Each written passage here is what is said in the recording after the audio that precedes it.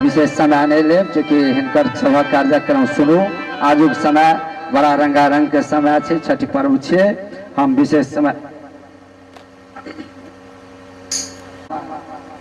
से रसिया जी से आब अहाँ सभक बीच में आग्रह करै छियनि। रसिया जी दूटा अपन सुंदर सन गीत पुनः हेर फेर करैत कार्यक्रम के हम आगू बढ़ाब।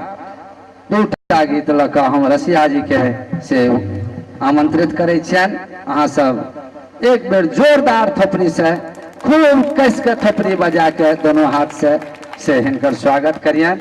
और रसिया जी हमारे इमकान झा जी, हमारे हीरा भाई, हमारे से पांडे जी से सब गोटे पैड पर छथि। और अहाँ सब कार्यक्रम के आनंद लिया रसिया जी से।